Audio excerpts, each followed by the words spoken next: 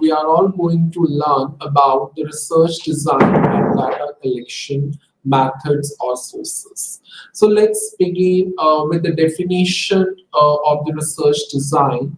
A research design is defined as a blueprint of the whole study. In other words, I could explain it is defined as an overall structure or an overall plan which ultimately guides the researcher about the process of how to conduct a research for its or really for its study or it's related to any of the discipline like marketing, sales, advertising, etc.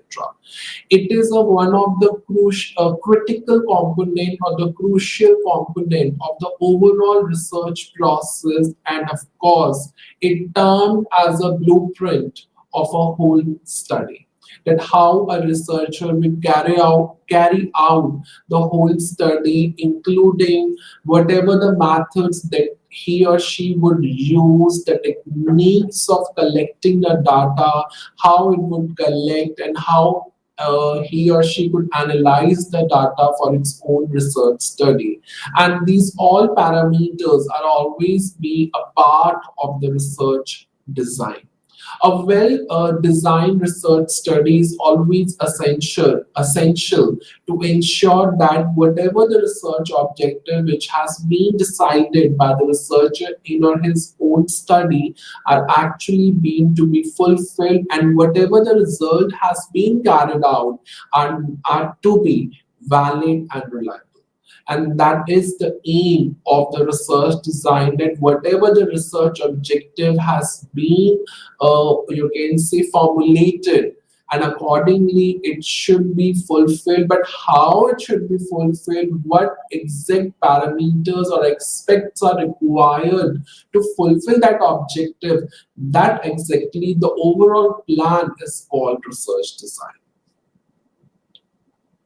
Now we can come up to the next section, that is the key elements of the research design. So these are the 7 or 8 key elements that of the research design, that how to carry out the whole study. Next one, first one is research objectives. A particular researcher has to define clearly about the goals and objectives of the research study. What exactly his or her research is trying to achieve, is trying to investigate the exact you can say concern or issue which has been which needs to investigate on.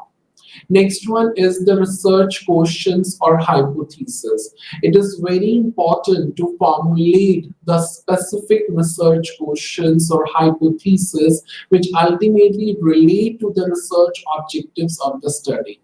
And when we talk about the research questions, it's totally based on the research objectives, but in a particular question form. So, which ultimately addresses the objectives of the study. And these questions which also guides the research process as well, that how such questions are to be achieved, and what data are actually required to fulfill or to respond such research questions by analyzing the data. So that is exactly the main form. Next one is the data collection methods. The particular research design is always keen to determine how the data will be collected, whether through the surveys, through the experiment, observations, interviews, focus group, or any of the help, or taking the help of the existing literature gap, or the combination of all these methods that to be used to collect the data for his or her study.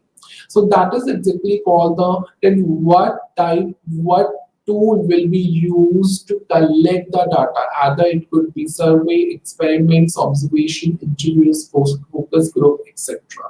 Next one is sampling.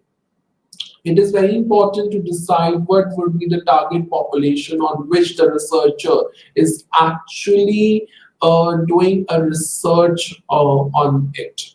So it is very important to select the subjects, to select the participants, or to select the sample which ultimately represents the population. So while selecting the samples, it is also equally important to select the sampling method. That it is a randomly selecting the subject or participants or respondents. It could be a random sampling. It could be the stratified sampling, that you are taking up the subjects or participant and you are also dividing that participants into a smaller groups, that called a stratified sampling, and convenience sampling, that you are selecting randomly the samples or the subjects or the participants based on your convenience. So that is also called a convenience sampling. So once you decided what would be your target population is, and once you will get to know that the whatever the sample is being selected, exactly they are portraying your population or not, which need to be included in the study, and accordingly the sampling method is to be decided on.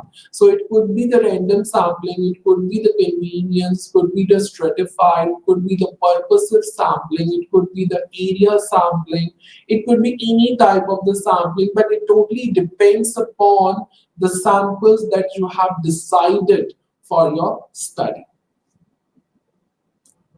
Next one is the data collection instrument. So when we talk about a data collection instrument, it is one of the role, the main key element of the research design to develop and to select the tools and instruments which are actually needed to collect the data. For example, survey, experimental equipments, or the accessories that we use to collect the data. Let's talk about the questionnaires, whether online or offline, which will get which will get or gather the data from the respondents, either online or offline. So these are the tools and instruments which a particular researcher is used to collect the data. Next one is data analysis. So when we talk about the data analysis, it's all about that what data are actually referring to, whether it could be the qualitative data, whether it could be the quantitative data, and what techniques to be used to analyze that collected data, whether it could be the statistical or analytical techniques will be used to analyze the collected data, or it could be the qualitative statistical techniques or methods, or a quantitative like Pearson correlation test, t-test, z-test, mid whitening test. You can talk about there are other chi-square tests. So these are the tests that we require. The regression test, the ANOVA test we can talk about. There is a regression test, the probability test, which also been included either qualitative or quantitative method, but it totally depends upon the objectives of the study. So data analysis is also one of the main key element of the research design. The next that we need to reveal that what would be the time frame for your study, and how much the time period is actually needed to complete the research project. That means you need to mention, you need to include or establish a timeline for the research project, including when the data will be collected, how much time period is required to analyze the data, and at what time period or timeline that you start preparing to writing up your research project. So this is exactly we need to mention that whether we need the data collection process will take 3 weeks. So the report, start preparing the report, preparing a research report, it will take a 1 month, and analyzing the data will take 1 more week. So this is how that you can establish a timeline for your research project, and each and every section which needs to mention the timeline exactly. So that is called the time frame. Next one is ethical consideration.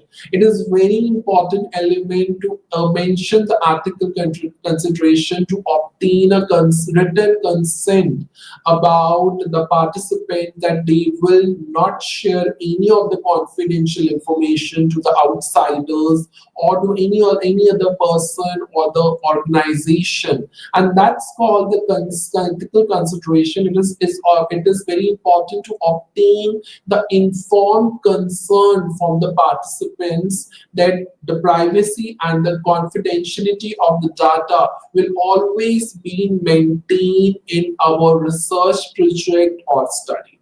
And that's called the ethical consideration.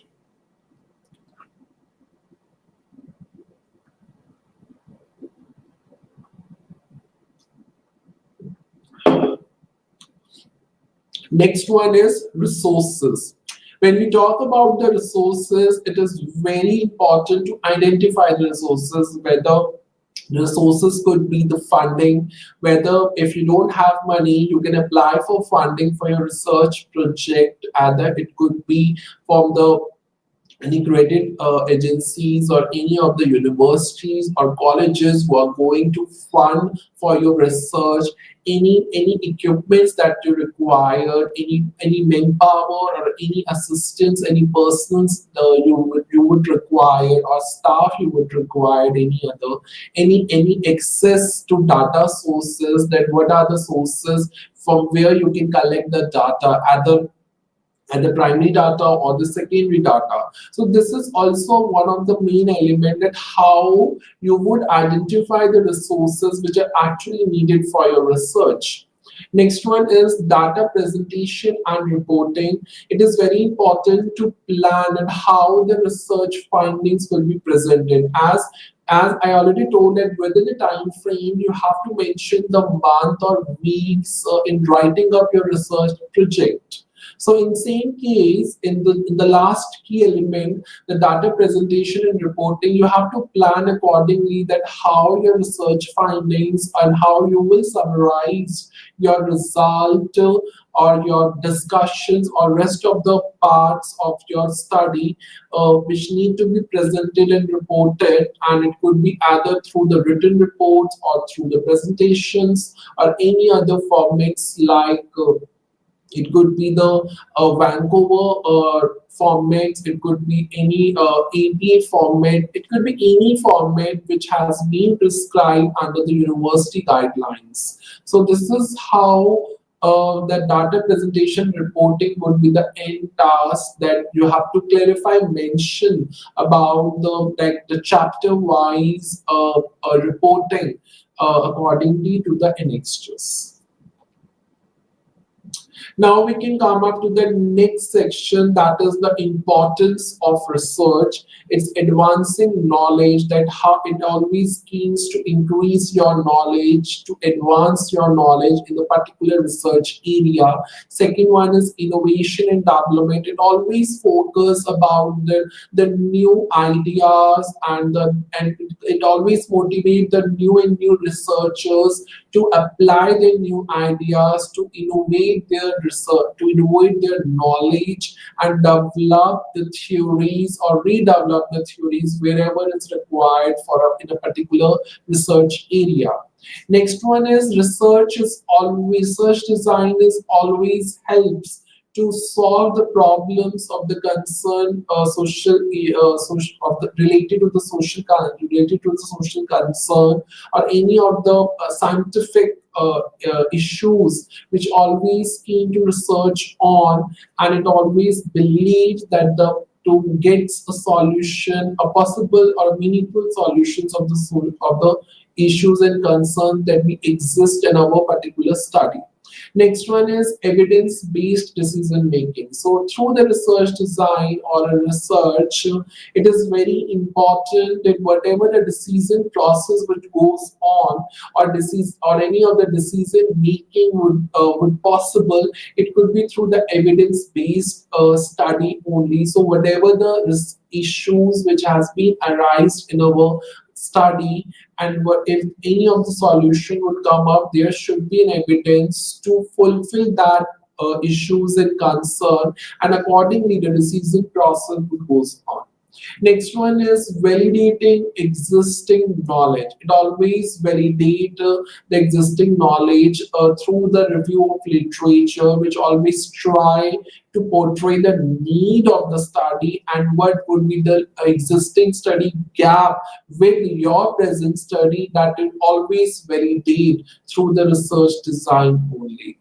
Social and economic impact, as well as the research which always focus on the social issues, the economic issues, and whatever through the studies or through the research studies, whatever the impact could seen on socially and economically, that to be resolved through the research design and research as well.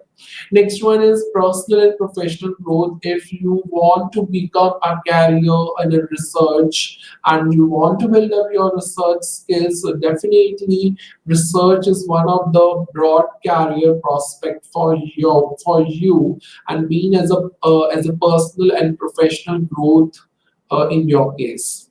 Next one is continuous learning and improvement. It is a continuous process. You cannot break into pieces. So, after all, research is a continuous learning and improvement towards a betterment for your research studies. So, after all, a research design is always keen to be a continuous improvement, a continuous learning, that how the data is to be collected, analyzed, how to represent, how to you can see present in a particular manner. That's that to be done through the research and research design. Next one is preservation of cultural heritage. It always belong to a different languages, to different cultures, to different you can see the classes, so different the standards of living, where we always focus the research on the different perspectives or different cultural aspects, which doesn't which always focus on the concern on the issues when it comes to preserve to our cultural heritage, and it could be done through research only, and by following up you can say a well designed research design, a well you can define research design.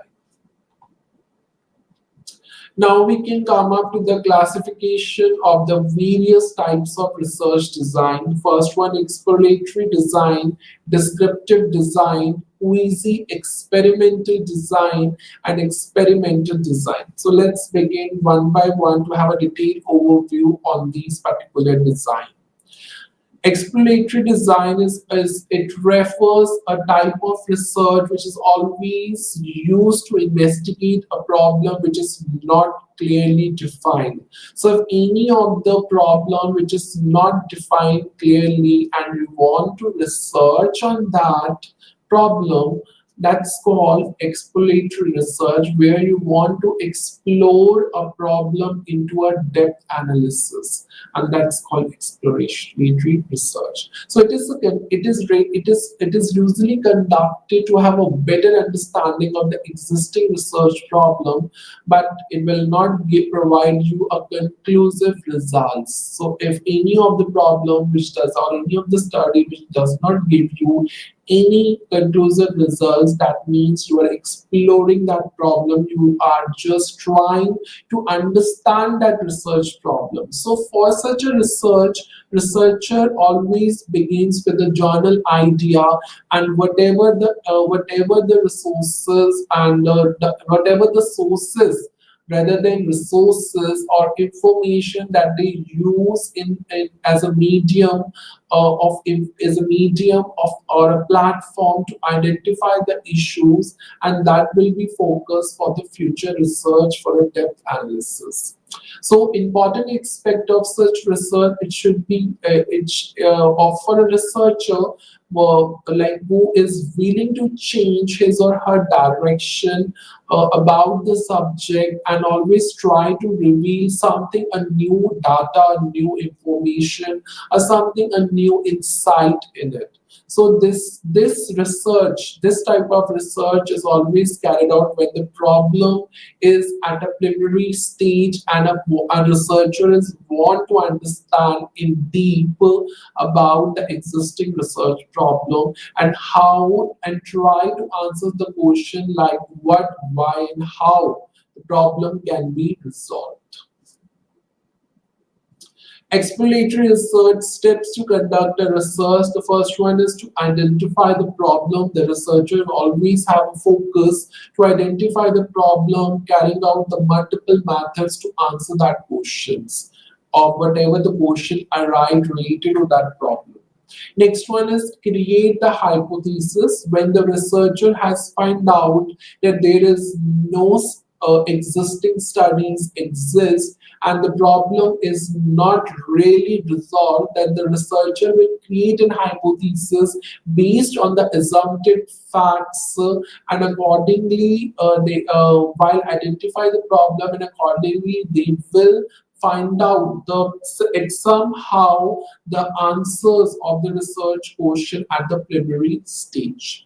Next one is the further research. So once the data has been obtained at the secondary or the primary, the researcher will always continue study through the descriptive investigation and the qualitative methods will be used for the further study in detail and try to find out whatever the information has been collected is whether being right or wrong or true or false exactly. So that is the three main steps of the exploratory research that a particular researcher is trying to explore the existing research problem. Types and methodologies of the exploratory research. There are two main methods, the primary research methods and secondary research methods. So let's talk about the primary research methods. So what is exactly the primary research is? The primary research is that sort of information which can be gathered directly from the subject, means participants. So the participants that a particular researcher will willing to include in his her study. So it is being like a group of people or even an individual as well. It could be done. So primary research could be done through a group of people or an individual person can be sufficient to do a research. So it could, and in fact, a researcher can do a research, primary research by himself or herself, and can also employ a third party to conduct his research on their behalf. So that is also can be done, and that's exactly called the primary research. But what the next section is, what are the methods of the primary research? The first one is surveys and poll. Let's take an example. If you look up the YouTube channel or any of the, if you open up the YouTube, so it when you on any of the your choice songs to listen, you always see there is an ads and there is survey or a poll has come up before the song will goes on. So that survey, it's exactly one of the primary research method. Where there are a list of question, there is a one question, a list of option has been shown, and you have to mark your choice answer, and that exactly called the survey.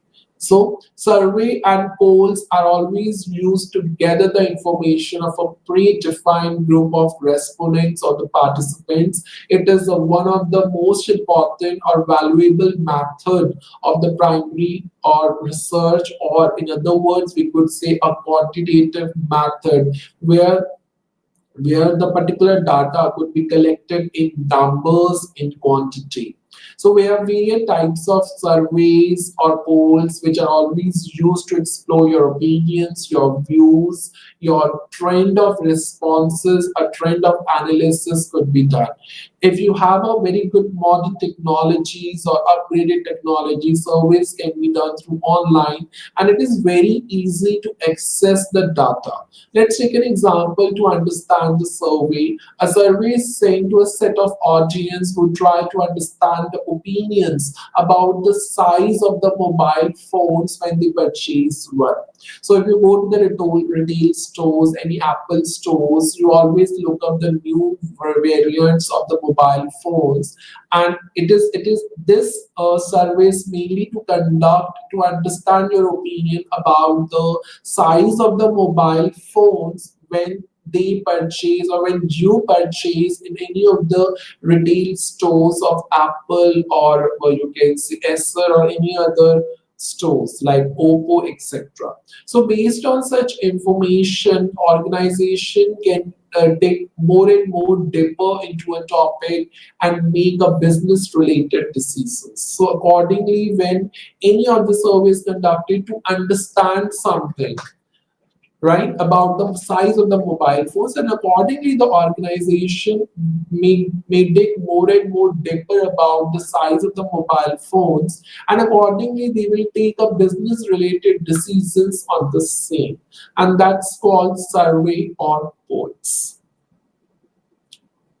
Next method of the primary research is interview. So while you may get a lot of or plenty of information from the public sources or public platforms, but sometimes to get a very specific information or any in-depth information, interviews are very necessary to conduct and gather in-depth information about the subject a particular researcher is being studied. So such a questions either could such a question is always being into a form of a qualitative research method. An interview is always being conducted to get a more and more meaningful insight about a particular subject, and where you cannot get such in-depth information from the public sources as well. And even the interview can be conducted either in a telephonic interview or in a person. A particular interviewer could able to ask an open-ended or a close-ended questions to get a meaningful information about the topic. Let's take an example to understand the interviews, which is one of the method of the primary research. So an interview with an employee can give more and more insight. So regarding what? To find out the degree of job satisfaction. At what extent the particular employees in a particular company that they are working for, either they are satisfied with their jobs or not. So accordingly, the interviews has been conducted with the subject matter to knowing the fact about the degree of the job satisfaction, and a panel of quantum theories can give you an in-depth information on this topic. So you can take an interviews, one-to-one interview with an individual about the subject matter, and definitely they will give you an you can say an expertise way of some content theories, and of course when you go to an in-depth analysis about the topic. Next one is focus groups. A focus group is also another widely method in the exploratory research, which is one of the type of the primary research. So in such method, a group of person is chosen. They are allowed to express their views and opinions in front of the public, and that exactly called the focus group. So it is very important to note down while choosing the individuals in the focus group, they must have a common background, they must have a knowledge about the subject matter, and must have a comparable experiences when they have that, whether they have discussed on any of the subject matter within a group or not. It is very important to understand or prepare a group according to these two main factors, that is the common background and comparable experiences. So it's good to understand an example, to good to understand this topic through an example. So focus group is always helps a research to identify the opinions of the customers if they were to buy a phone. So if we are the customers and we buy a phone, what would be our opinion?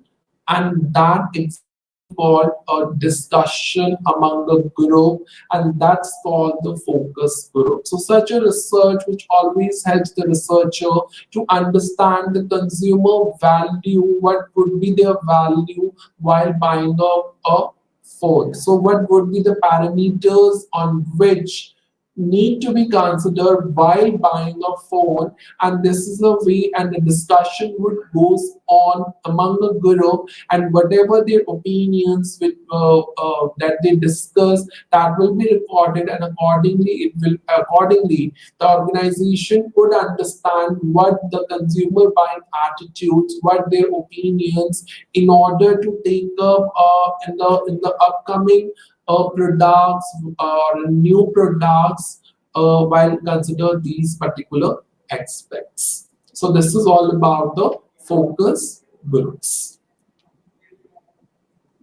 Next method which can be used in an exploratory research, that is called observation. So observational research, in other words, it's one of the method of the primary research. It could be done through the qualitative observation and the quantitative observation. Such a research is always being done to observe a person and draw your findings from their reactions to a certain aspects and parameters. So in such a research, there is no direct interaction with the subject or with the participants.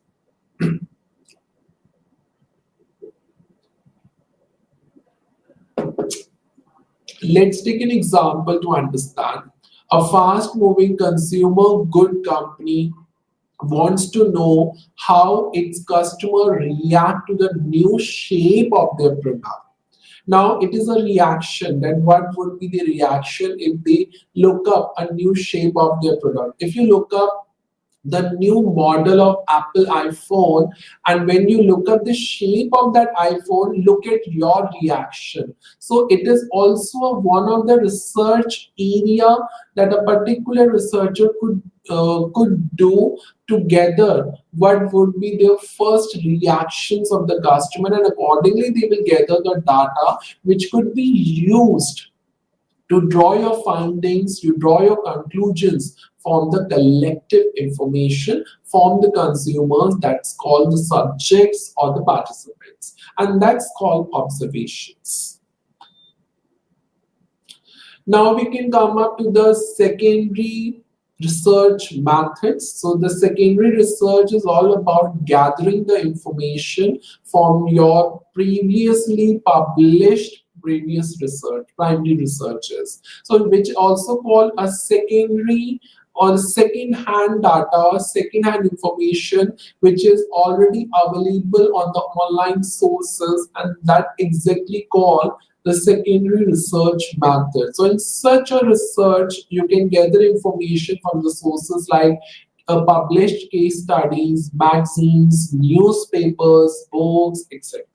So these are called the secondary research methods. So the first method of the secondary research is the online research. In today's scenario, this is one of the fastest way of gathering information on any of the topic.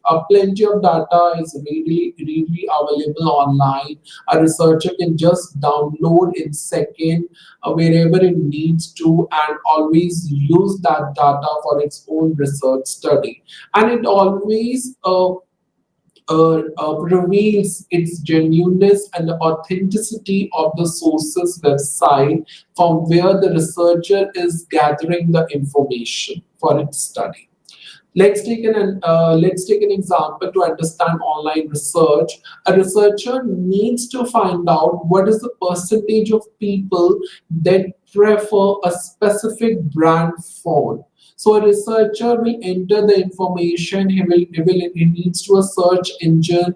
A multiple links is to be come up related information and statistics. That how many percentage of people prefer a specific brand form. So statistical data has come up on an online research and a search engines, and accordingly the researcher goes online research and gather the data from there.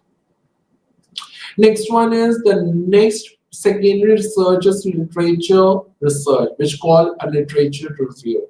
Literature research is one of the most inexpensive method that how you will discover your hypothesis, your declarative statement, the fact which is actually proven in the existing studies. So this is a tremendous amount of information which are available in libraries and online research and even the commercial databases as well. And such information and such literature sources could be the newspapers, magazines, books from library, documents from the government agencies, any specific topic articles, related articles, literature, you can talk about annual reports, any published statistical data from any of the research organization, etc.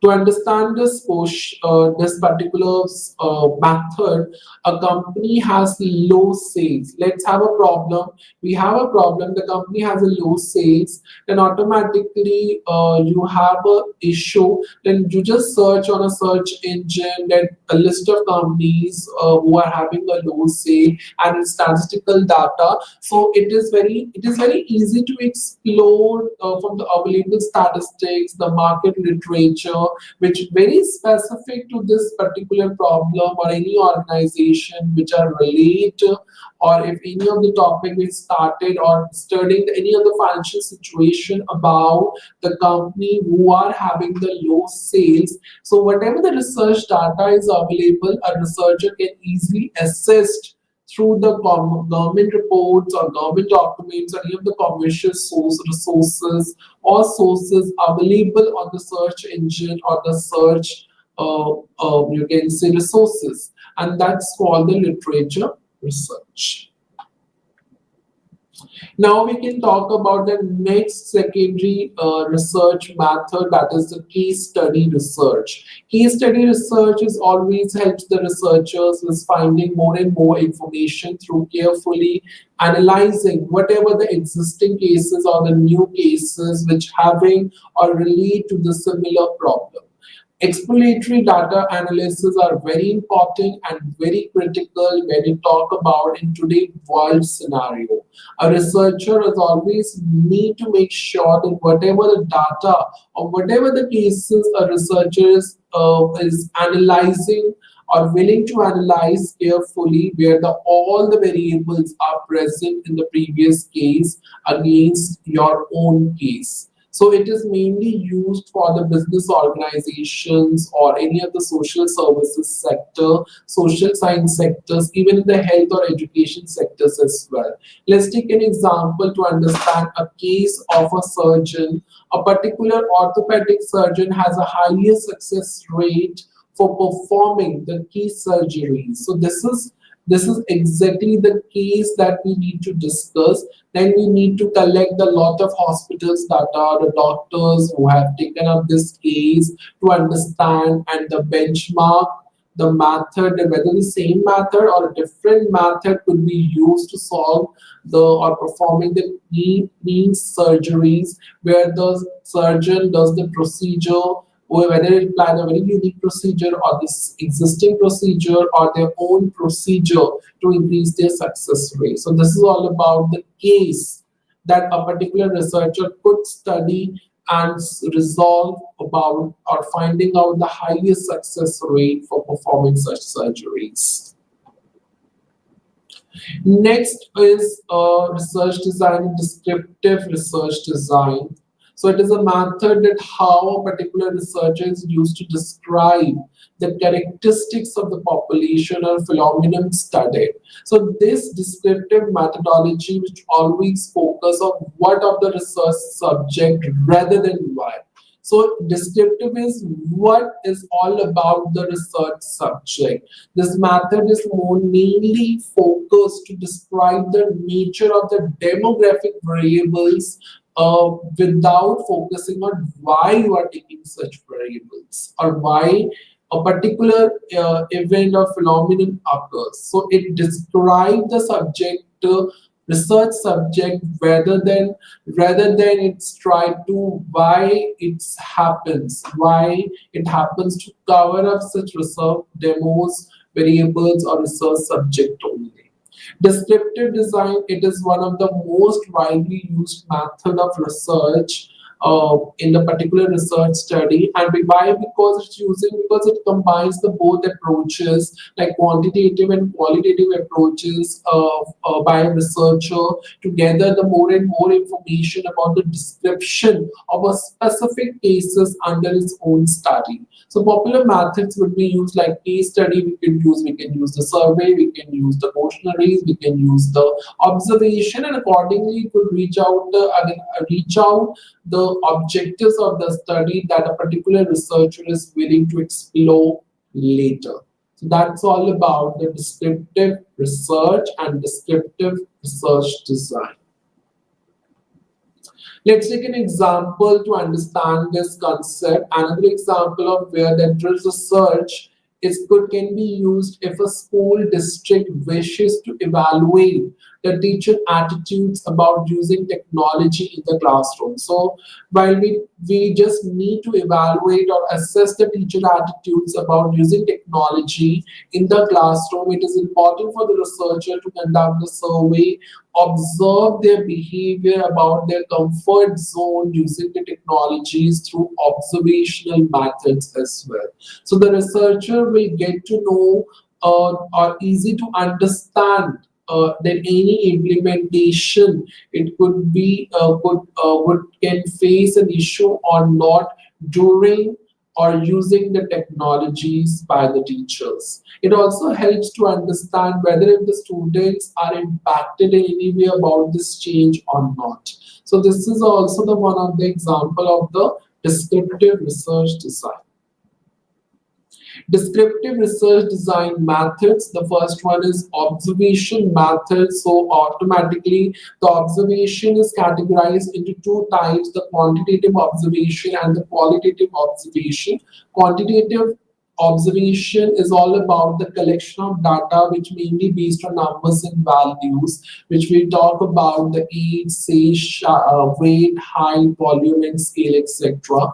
And qualitative observation does not involve any measurements, any numbers, any values. We're just monitoring the characteristics of the population. Like for let's talk about the comfort, it always been done in a comfortable environment, and such characteristics about the age, gender, it comes organically. That means it comes naturally, and it's very effective to use such method. Case study method, as it is an in-depth and the study of individuals or groups, and automatically it always follow in hypothesis statements, and it always open up a scope for the further investigation. So that is called the case study method. Next one is survey research. In survey research, respondent answers through surveys or questionnaires or poll, and it is also one of the best method when it comes to the market analysis, and it also one of the market research tool why many of the problem occurred and why the sales are not increasing about a new product. So it is very important and easy to collect the feedback from the respondent, and the studies always gather a useful data which should have a right survey questions as well, and such survey can use the balanced mix of the open-ended and the closed-ended question. Open-ended is all about the paragraphs are responses or short responses where no multiple choice questions will be occurred. But the close-ended, we have a multiple choice questions. Like for example, if you assess the knowledge of the customers regarding a particular new product, then definitely a close or multiple choice questions would be asked rather than the open-ended. So this is how the survey research would be conducted. It could be used as a descriptive researches very easily. Whenever we use the descriptive research, survey research, which always be referred to. Now we can come up that how a concept, basic concept to understand the independent variable, dependent variable, and confounding variable. Independent variable is the variable where a particular researcher can easily manipulate and changes to see the effects on the dependent variable. And what is dependent variable? Dependent variable is the variable where a researcher would always be which always measure the variable, observe that variable, in respond that whether there is a changes in the independent variable or not. So independent variable, it stands alone in the overall study, whereas no influence is to be seen by the dependent variables on the independent variable. Let's understand the example of independent variable in a study investigating the effect of different types of fertilizers on the plant growth. And the type of fertilizers is almost an independent variable which have no influence of any other variable, even the plant growth as well. That means if the different types of fertilizers are the independent variable, that the plant growth, which totally depends on using up the types of fertilizers, that becomes a dependent variable. So in the same study, the plant growth measured as height and biomass would be the dependent variable. So, what is confounding variable? A confounding variable is the factors other than independent variable which always influence the dependent variable. It makes it very difficult to determine if the observed effect due when if any of the influences, whether it's due to the independent variable or the confounding variable. So confounding variable will which eventually or potentially influence the dependent variable without knowing the fact that whether there is any influence effect due to the independent variable or the confounding variables, and that's called the confounding variables. Let's take an example, the same example to be considered in the fertilizer study. If the plants in one group received more sunlight than the plants in another group, that means the sunlight could be a confounding variable because it also affects the dependent variable, which is called a plant growth. So what is the confounding variable? It is a variable which potentially influence the dependent variable without knowing the inferential effect on is due to the independent variable or the confounding variable, and that's become the confounding variable. Now we can talk about the third method of the research design, that the quasi-experimental design is one of the research methodology which is used to study the effects of the independent variable on dependent variable when full experiment is being done, and that is called the quasi-experimental design, which is it is a design where a particular researcher is used to study what would be the effects of independent variable on dependent variables. And in the previous example, the different types of fertilizers is independent and the plant growth is a dependent. That means quasi-experimental design is to study the effects of the different types of fertilizers on plant growth when full experiment is to be done, and that is called the quasi-experimental design. The primary purpose of the quasi-experimental design is to investigate the cause and effect relationship between the variables in the real world setting.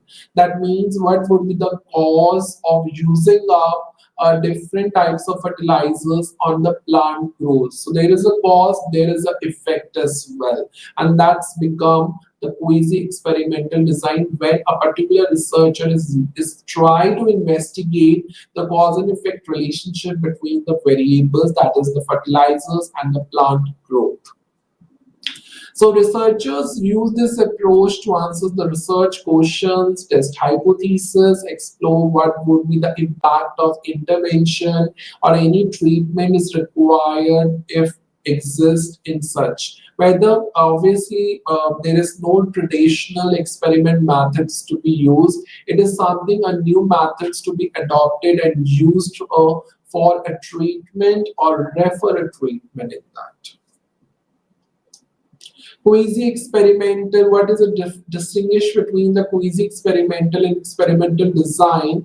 Randomization in experimental design, random assign, that means random selection of participants to groups is one of the feature, but quasi-experimental design is it does not randomly assign the participants into a study because it's very restricted for the practical point of view or ethical considerations. Next one is control groups. Experimental design includes control groups where the no treatment is to be followed. So when any of the disease has been controlled, there is no treatment is to be follow up in your body. So the quasi-experimental design, they must have a comparison groups but lacks the same level of control. Of course, if one group is suffering from the viral and another group is suffering from the COVID fever, so automatically a comparison groups is to be done. A comparison of groups towards the disease or its symptoms could be compared, but the same level of control wouldn't be possible. Next one is manipulation of independent variable. IB means independent variable, and experimental design is always have an intention to manipulate the independent variable in case of experimental design. But quasi, there is no need to manipulate the independent variable. It always deals with natural process whenever any of the independent variables exist in a particular, or you can say research design process or in a particular study. Causal inference, it's all about the causal results or you can say the conclusions. Experimental designs always allow for a stronger causal conclusions or inferences due to the randomized assignment of participant and control of a treatment. Next one is quasi-experimental designs permits causal conclusion and inferences but with some limitations only. Next, we pre-test and post-test. It always are used in a medical science that in quasi-experimental design, it's a common practice to collect data before and after implementing the independent variable. Let's take an example, teaching a structured teaching program using an advanced technology. So when we talk about before using of the technology, students you can say we get to know about the student perception, their attitude about towards the new technology using, and once a new technology has been introduced and the students are using that technology for studies, and after implementing it we need to check on the students attitude and perception after using that technology. That's called the pre-test and the post-test measures. So if results are positive, then the of course the approach will always helps to access the more and more impact of the independent variables. That is called technology, right? So that is all about the pre-test and the post-test measures. Types of quasi-experimental design, one group post test only design.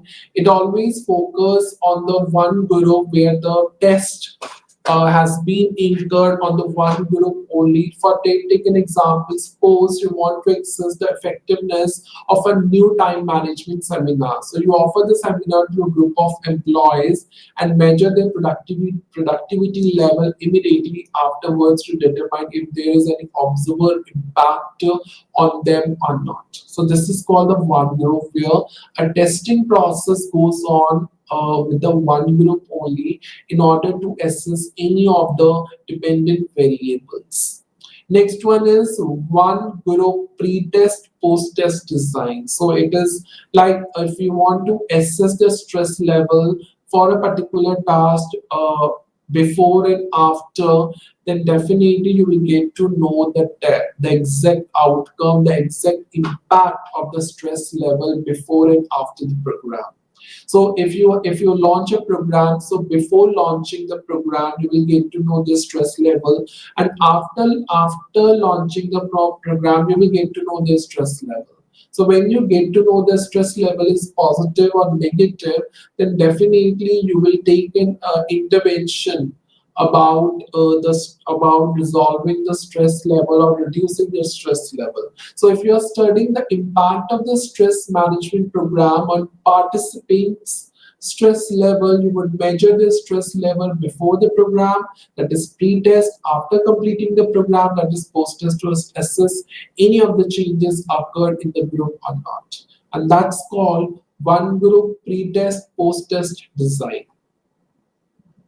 Next one is non-equivalent group design. So non-equivalent group design involves a multiple groups. It's not based on the one group or two groups, it's a multiple groups. Let's take an example. Imagine you are examining the effectiveness of two teaching methods in two different schools. So you cannot randomly assign students to the schools, but you can carefully match them based on the factors like age, academic performance, socioeconomic status to create equivalent groups. So that means you cannot randomly assign, you have to check on the you can say the students which are based on the demographic factors like age, then you can just equivalent, then you can make up an equivalent groups and then measure the effectiveness. That's called the non-equivalent groups design. Next one is time series design. So time series design is an approach where the data is collected in a multiple time points before and after the intervention. Researchers always use this technique in the environmental studies where the environment, like in the morning, it's normal and in the evening it's cloudy. So how it would be cloudy, what were the reasons behind it, that comes at time series design. So if you are studying the impact of a new marketing campaign on a product sales, you would collect the sales data at a regular intervals. It could be monthly before and after the campaign launch to observe any long-term trends or long-term influences or not. And that's called a time series design. Interrupted time series design. The interrupted time series design involves collecting data at multiple points before and after the introduction of the intervention. That means the any treatment process would goes on or not.